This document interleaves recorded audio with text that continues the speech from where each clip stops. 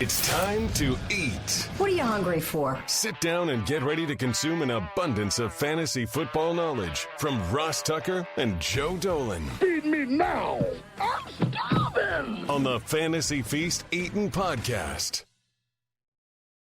Yeah, let's eat, baby. It is the Fantasy Feast Eatin' Podcast, presented, of course, by DraftKings. I'm Ross Tucker, former NFL offensive lineman, 5 teams, 7 years.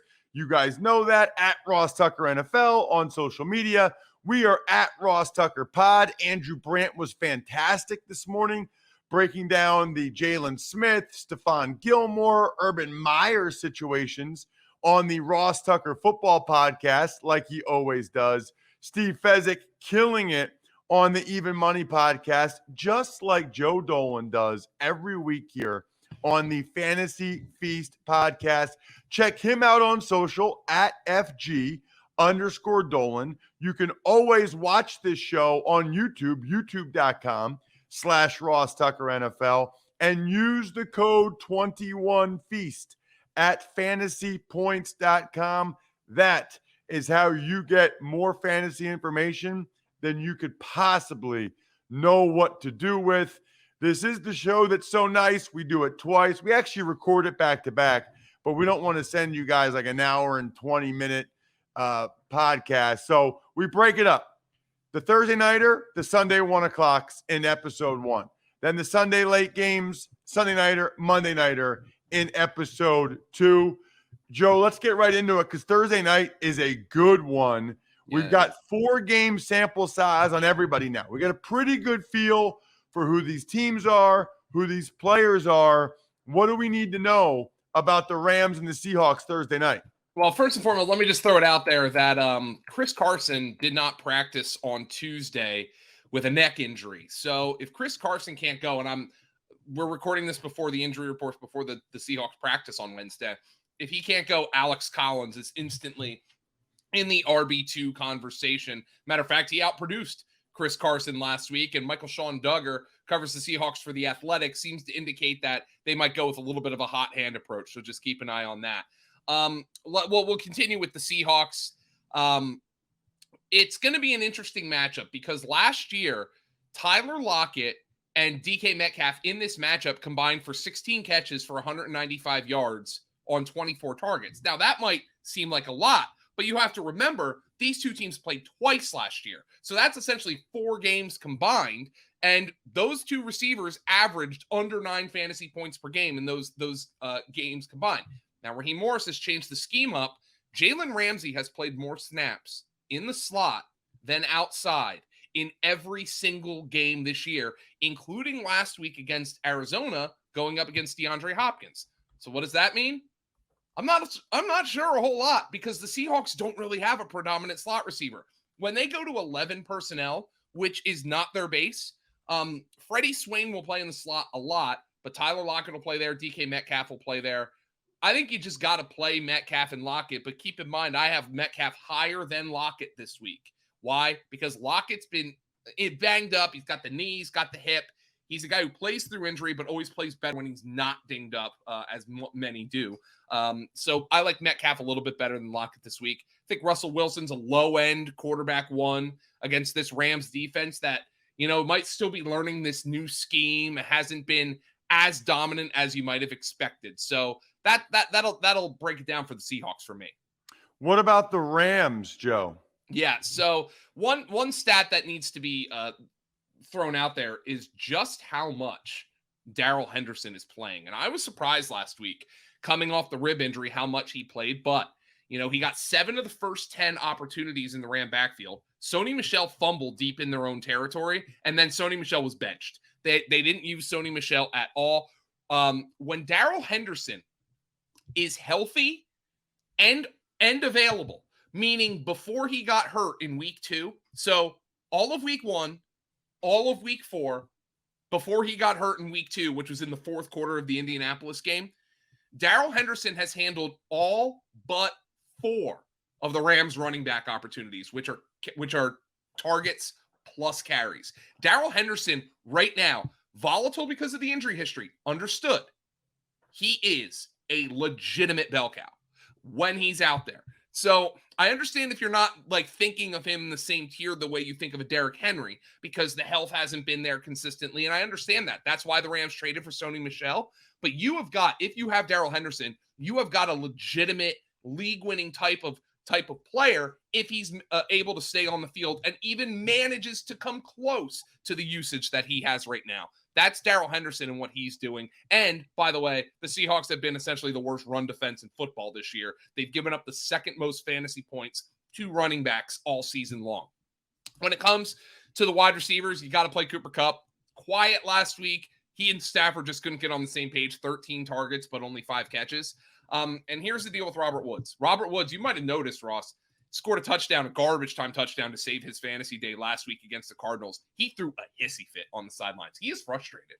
And it's not that he's not involved. He has 25 targets, which is the same number as DeAndre Hopkins this season. But he's not on the same page with Stafford. Stafford is clearly gravitating towards Kupp. And I think Robert Woods is used to battling Kupp, not battling, but like playing off of Kupp as the 1A, 1B. Right now this season, Kupp's been kind of the 1, and Woods and Van Jefferson are going toe-to-toe as like the 2A and 2B. Robert Woods doesn't like that. Sean McVay comes out and says, I've got to do a better job getting the ball in Robert Woods' hands. I wonder if it's a squeaky wheel game for Robert Woods. This is why Joe's the best, by the way. The Jalen Ramsey playing in the slot nugget, the Henderson usage nugget. I hope you guys tell other people about this show because Joe is the man. How about the Jets and the Falcons across the pond? Zach Wilson starting to heat up a little bit with some of those deep throws. Yeah, I thought Zach Wilson played well, and I think he's got a good matchup this week against the Falcons, which puts, Corey Davis in the conversation for a wide receiver 3. Not somebody I think you're going to trust, Ross. Like, I don't think this is somebody you're really excited to go out there and say, yeah, baby, Corey Davis. If you're holding Elijah Moore, the last thing you wanted to see was what Jamison Crowder did in week 4. Zach Wilson gravitated toward him, had 9 targets, caught 7 of them, and 1 for a touchdown. Elijah Moore right now is simply a bench stash. But if Zach Wilson starts to improve, then Elijah Moore becomes more and more viable. In the backfield, the guy you want is Michael Carter if you're rostering anybody. I know it is a Tevin Coleman revenge game. But Michael Carter had 13 carries. He's been the lead back three weeks running. It's just been like pulling teeth trying to get production out of him. So he's only really a 14-team option. Zach Wilson, not a season-long option. Maybe he's a DFS option. This is what my guy Scott Barrett at Fantasy Points, he said, this is a slop fest. This could be one game between 2 bad teams that actually ends up scoring 50, 55 points. And it's a game nobody's on for DFS because nobody wants to deal with these players. And all of a sudden, there's a lot of points scored because neither of these teams offers much resistance. But the Jets, from a season-long perspective, remain not all that appealing for fantasy football. Falcons. Yeah, Cordero Patterson, huh? Cordero Patterson, baby. So Cordero Patterson had 3 touchdown receptions in week 4. That's despite just playing 30% of the snaps. Wayne Gallman got involved. Mike Davis looks bad. I mean, Mike Davis had 13 carries for 14 yards and 2 catches for 12 yards and a touchdown on 67% of the snaps. So Mike Davis is playing like 2/3 of the snaps and he's gaining 26 yards from scrimmage. Patterson looks great. Now, the thing I wonder with Patterson, are his snaps going to go up? Or are they looking at him and saying, he's a guy who we can put out there on 1/3 of the snaps, and he's going to give it his all on every single one of those snaps, and he's going to continue to be efficient. I also wonder, he's playing out wide. He's playing in the slot. How much of that was because Russell Gage is inactive? But nonetheless, I mean, Cordell Patterson's a top 3 running back right now. You cannot sit this guy. You can't do it. He's too hot. Arthur Smith is essentially dialing things up for him. So, yeah, I'm in on Cordero Patterson. So, Matt Ryan finished as the quarterback 3 on the week. A completely different plan of attack for Matt Ryan. He basically averaged depth of throw was about 5 yards through the first 3 games. He was up and over 12 yards in week number 4. And that was to mixed results. You know, Calvin Ridley is still really on a super high target. You have to play Calvin Ridley. He's got super high target volume, but he's not getting in the end zone. He's not making huge plays. You have to play him. But the offense still hasn't worked yet for him. I think it's coming. Kyle Pitts, another one. 9 targets, 4 catches for 50 yards. I feel like it's coming for Kyle Pitts after Matt Ryan really decided to try to stretch the field, or Arthur Smith made the conscientious decision. We're going to stretch the field this week. I'm looking forward to more Kyle Pitts and Calvin Ridley action coming forward. If that change with Matt Ryan going vertical a little bit more continues into week number 5, rather. The Detroit Lions really disappointed me last week from a betting standpoint. Oh, yeah. The Minnesota Vikings, they marched on the first drive and got a touchdown, and then nothing after that, Joe. I was shocked. Oh, well, I thought it was going to be a huge game for Minnesota. Kirk Cousins goes 7 for 7 on their opening drive and goes 13 for 31 after. It was a bad game across the board. You know, you got yours with Justin Jefferson, but Jefferson was the only Viking. I mean, Kirk Cousins was consistently under siege in that game. But I don't think that's going to be the case with the Lions this week. You know, Trey Flowers has been in and out of the lineup. They just put their other star passer. Sorry, his name is slipping my mind. Tore his Achilles. Aquara. He tore his Achilles. So he's going to be out. I think Kirk Cousins is going to have a lot of time to throw in this game. And I think Adam Thielen and Justin Jefferson are going to get theirs in this game for Minnesota. Keep an eye on the status of Dalvin Cook. Didn't look 100%, played under 50% of the snaps. He's coming back from what our injury expert, Edwin Porras at Fantasy Points, thinks is a high ankle sprain. Just keep an eye on the status of Dalvin Cook. If he goes, you got to play him. But I think this is a game for Kirk Cousins and those two receivers to really get right after a bad game against Cleveland last week. What about for the Lions, Joe?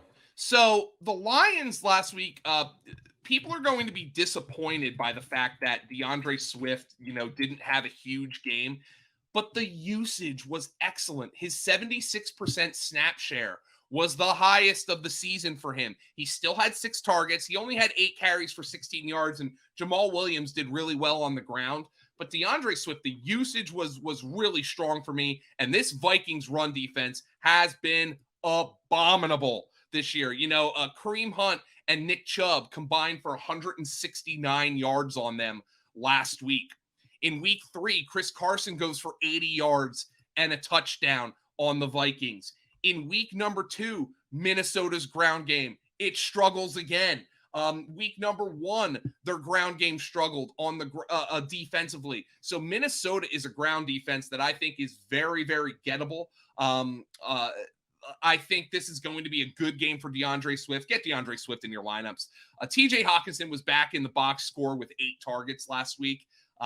It didn't necessarily translate to huge fantasy production, but a tight end who's consistently getting that many targets, he's somebody you got to play. The problem for the Lions is their wide receivers. They've had a different guy at the wide receiver position either lead them outright or tie for the lead in targets each and every week of the season. Khalif Raymond's done it. Amon-Ra St. Brown did it this past week. Trinity Benson did it in week 1. Quintez Cephas has done it a couple of times. Every game, they've had a different guy tie or lead in target share for wide receivers. It's really not a position that you want to meddle in unless you're in a deeper league. Amon-Ra St. Brown might be the guy you go pick up if you're in a deeper league. He had 8 targets this past week. I like him. Before we get to the Saints in Washington, I want to talk about something else I like, Joe. Manscaped. Look, I don't like to get too graphic or personal here on this show. I will just say I had a couple of incidents, I had a couple of nicks in my manscaping career before I heard about Manscaped and the lawnmower. Now they got version 4.0 out, which is awesome. You can get 20% off plus free shipping by using the code FEAST20. Look, I've been very clear about this.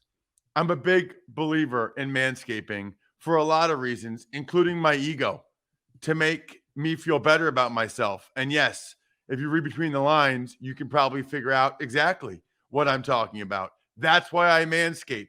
Also, I don't like getting nicks from trying to use like tiny scissors or whatever else I used to do. Thank goodness for Manscaped. Get 20% off and free shipping with the code FEAST20 at manscaped.com. That's 20% off with free shipping at manscaped.com. Use code FEAST20. Wow, this is what they actually have written here. Stiff arm your pubes out of the playoffs this year with Manscaped. That might be the first time I've ever used that word on one of my podcasts, and maybe the last. I haven't decided yet. Joe, let me get out of here as quick as possible. New Orleans, the Saints, and Washington football team. Well, let me try to talk about this game as quickly as possible. I hate the New Orleans Saints, and I say it every week on the podcast. How does Alvin Kamara not get a target? I don't get it. Taysom Hill's used in the red zone. And look, I can't, as much as we in the fantasy industry hate Taysom Hill, we don't hate him personally. We just hate that he's used at the goal line and Alvin Kamara doesn't get touchdowns. And, you know, in the past, it was Latavius Murray didn't get touchdowns. Right now, Alvin Kamara is the only guy you should give a pube about on this fantasy team. He doesn't get targets. He doesn't get touchdown opportunities because Taysom Hill's at the goal line. Now, that works. Taysom Hill scored 2 touchdowns. It's just really annoying from the Saints' perspective. Alvin Kamara has fewer targets than Derrick Henry this year. I mean, I don't know what they're doing offensively. If this is the way they want to play, why don't you just play Taysom? If Jameis Winston's going to throw the ball 22 times a game, why don't you just play Taysom Hill and run the damn option? I don't get it. It's Alvin Kamara or bust for me. If you're really desperate, Deontay Harris had 8 targets. Good luck. This will be the week Marquez Callaway gets 8 targets. Jawan Johnson seems to have usurped Adam Troutman's role. All that meant was 3 targets. He did score a touchdown this past week. I hate the New Orleans Saints for fantasy. It's an awful team. Yeah, you've been pretty clear about that. All right. What about the Washington football team? Now, this team's been kind of fun for fantasy. Heineke's out there running around like a chicken with his head cut off and throwing the ball up. And Terry McLaurin, this guy makes like circus catches every week. And it's not like Odell Beckham circus catches where like he's going one. It's like Taylor Heineke throws a ball up that looks like a punt. And McLaurin's got to fight off defenders to come down with it. Like, the guy is a contortionist, and I love watching him play. And all I ask from a backup quarterback, give your guys a chance to make a play. That's what Taylor Heineke does. I can't knock him for that. I mean, and he had good numbers. Like, I used him in a 2-quarterback league last week, and he was excellent for me in that. You know, he runs around. He'll use his legs. He ran for 43 yards. Logan Thomas got hurt. It doesn't look like he's going to play this week. If he doesn't, Ricky Seals-Jones is a tight end streamer, obviously the former wide receiver, erstwhile Ross. I know you're a big fan of that word. Erstwhile of the Cardinals. He can go out there and maybe step in for you for 1 week if you need to. Unfortunately, when it comes to Antonio Gibson, he's dealing with a little bit of a rib injury this week. He got hit late in that game. It could be nothing, but you know, he was already coming into the game with a shin injury, so that could be a problem for Antonio Gibson. Keep an eye on his status. And fantasy players know J.D. McKissick is involved on passing downs.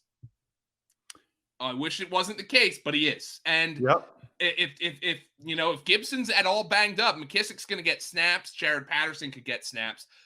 One thing to keep an eye on: De'Ami Brown got hurt, the rookie wide receiver out of North Carolina.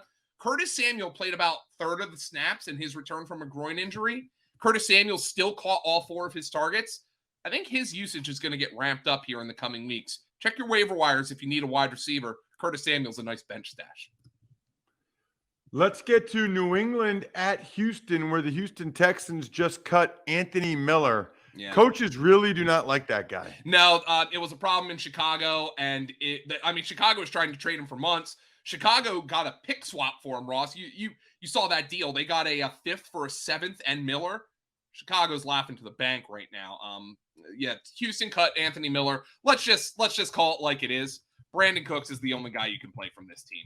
Brandon Cooks is first in target share among wide receivers. Now, that didn't matter too much last week with Davis Mills looking like he'd never picked up a football before.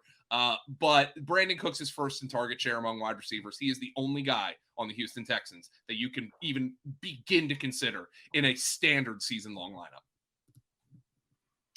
What about for the Patriots? Weird game for the Patriots last week. I feel like Jacoby Myers, by the way, this guy's good, man. Like, their slot receiver, I feel like he's going to catch 713 passes for 942 yards and no touchdowns this year. Like, I still believe Jacoby, correct me if I'm wrong, Ross. As a matter of fact, I'll correct myself if I'm wrong because I'll look it up right now. Jacoby Myers has 112 receptions in his NFL career. Probably more than you thought, by the way. He has 112 receptions in his NFL career and does not have a touchdown.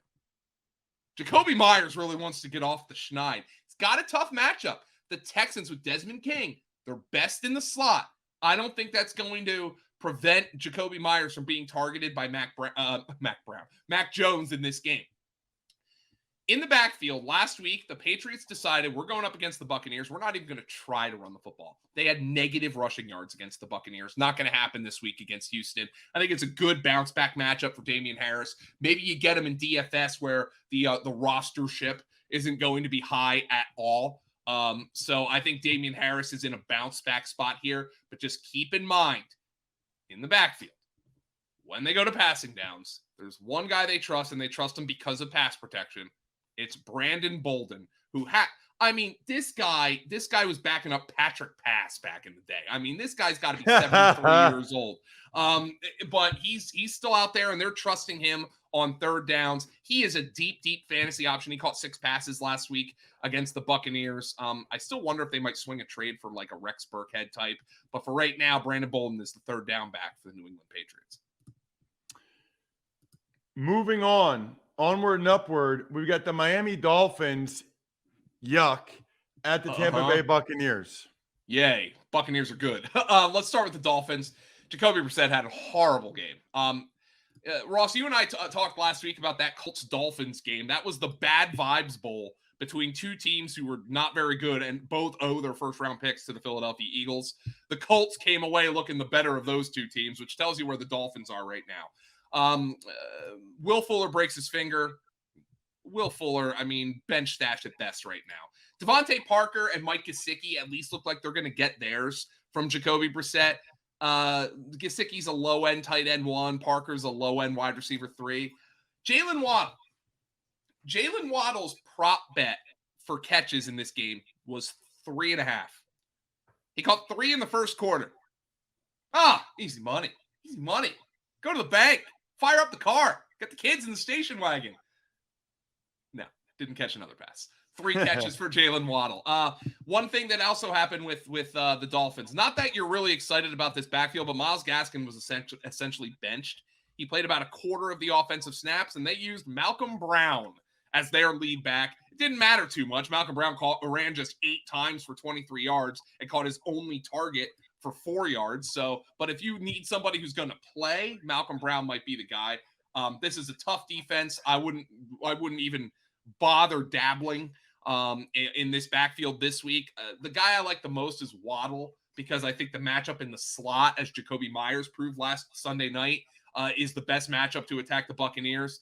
But the Dolphins are in a tailspin right now. I'm not even a big Tua fan. They need Tua back in the worst way. What about, Joe, the Bucs after what you saw Sunday night? So my opinion, I don't know if they're going to do this. My opinion would be they should bench Ronald Jones and just give the backfield to Fournette and Gio Bernard when Gio Bernard comes back. But I don't know if they're going to do that. I thought Fournette looked great, Ross. He contributes in the passing game. He's not the guy you draft top 5. And, I guess these days, rarely a running back you draft top 5 is the guy you draft top 5. But I thought Fournette looked really good. I don't think that matters anyway, because I think against, most defenses, the Bucs are going to decide to throw the football. And, Brady wasn't great last week. The weather wasn't great. The Patriots were able to get some pressure on him. Brady was inaccurate. Maybe he had some nerves going. But Mike Evans, Antonio Brown, Chris Godwin, you play these guys every week. And Cameron Brate got 6 targets. Brady missed him a couple of times. I know he only caught 2 of them for 29 yards. Brady wasn't as sharp. I think Brady rebounds this week. I think all those guys are on your fantasy radar. I mean, I think if you have Evans, Antonio Brown, Godwin, you know what you got to do. You just got to play. Let's keep it rolling with the Packers and the Bengals. This feels like a fun fantasy matchup. Yeah, let's keep an eye on the status of Joe Mixon. Now, Joe Mixon has extra time. He has the mini bye to get ready, but he suffered an ankle injury late last week on Thursday Night Football against the Jaguars. So keep an eye on his status. He had a good game, 16 carries for 67 yards. I'm a little disappointed that how little he's being used in the passing game.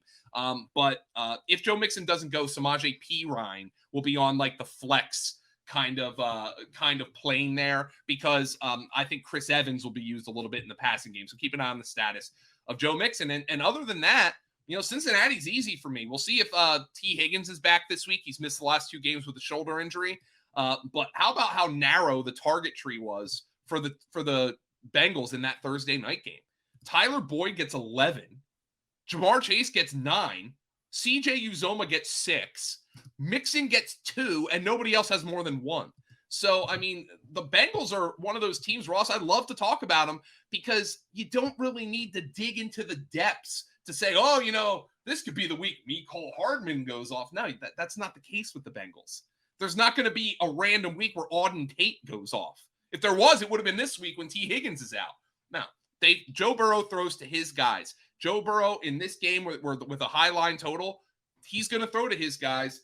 Boyd, Chase, Higgins, all viable. Keep an eye on the status of Jair Alexander for the Packers. Has a shoulder injury. Just like Jalen Ramsey, Jair Alexander's been spending a lot of his time inside for the Packers defense. If he can't go, it's good for the entire Bengal passing game, but especially good for Tyler Boyd. What about the Packers? I mean, is there anything to know other than Devontae and Aaron Jones? Is Randall Cobb a thing, Joe? He still hasn't played 50% of the snaps in any game this year, which is what concerns me. Allen Lazard was right there with Devontae Adams in routes run. I wonder if his game last week is going to push Cobb into more of like a specialized third down and red zone role because that's where Rodgers trusts them.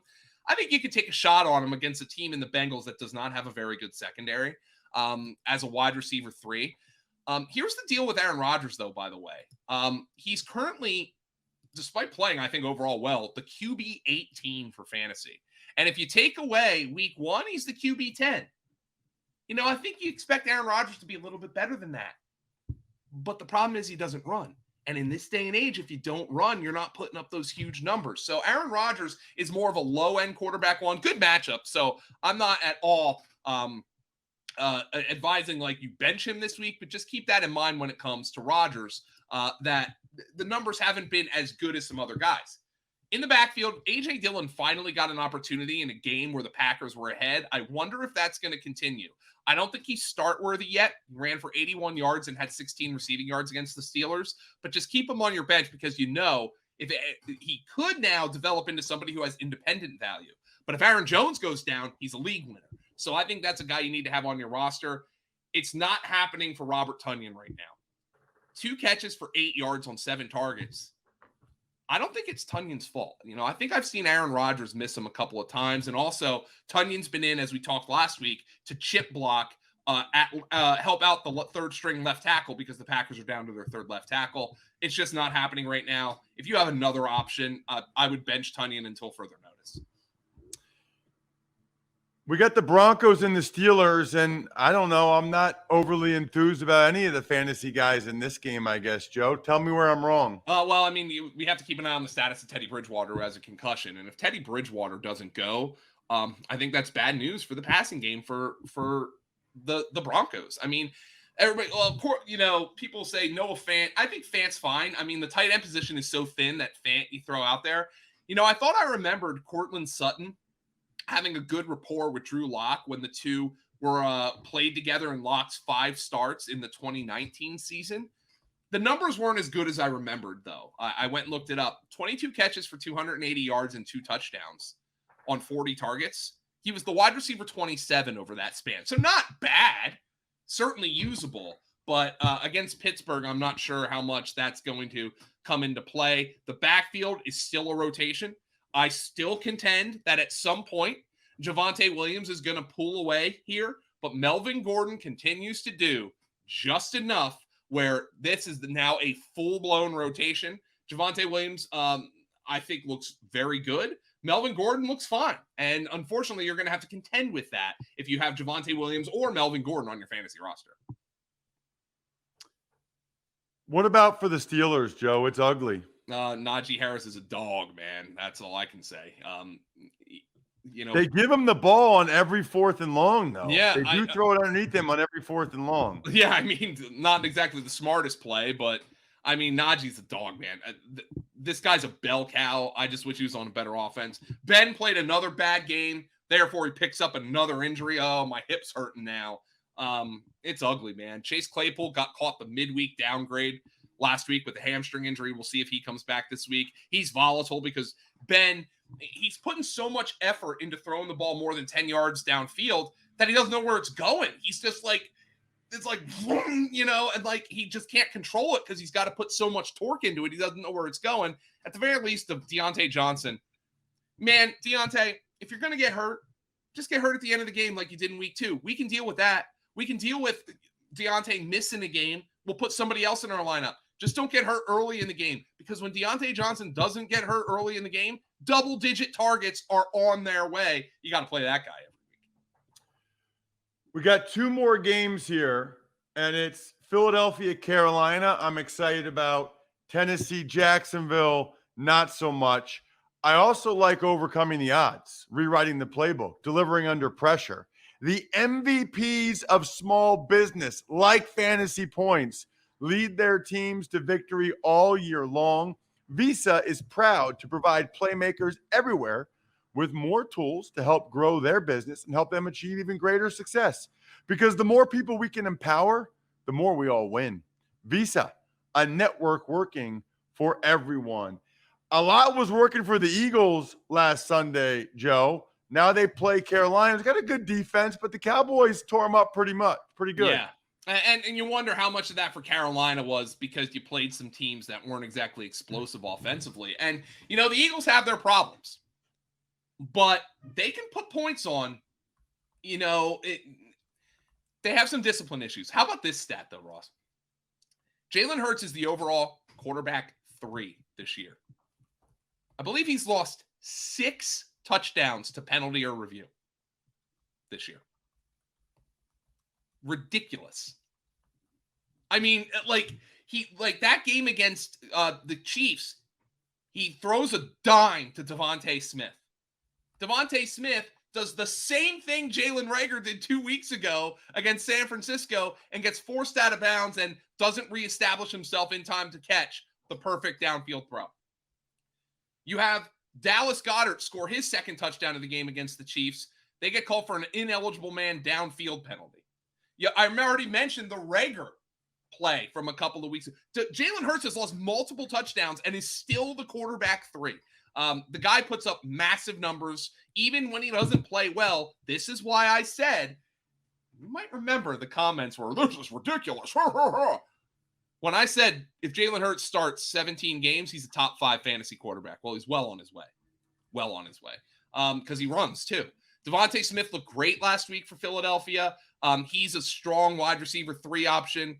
The tight ends are both viable. The problem is it's 2 of them, Ertz and Goddard. Goddard, I prefer. Hurts missed Ertz for a touchdown last week. He threw over him down the seam, so he threw over his head. So that's kind of the issue with the Eagles. They can't get out of their own way, missing throws in big situations, penalties in big situations. It's a young coach with a young quarterback. The thing everybody wants to know about with the Eagles is the backfield. Ultimately, I think the Eagles are going to run the ball this week against Carolina. You saw Dallas run the ball extremely well on Carolina. They just put Shaq Thompson on IR, so they're down a big key second-level defender. But when it comes to Miles Sanders, who I think will get his this week, by the way, Kenny Gainwell looks awesome. Awesome. Like, they play him on third downs and passing downs. He had 8 targets in that game, 6 for 58 rushing. Oh, and by the way, he had 3 for 31 and a touchdown rushing. He had 6 for 58 receiving, rather.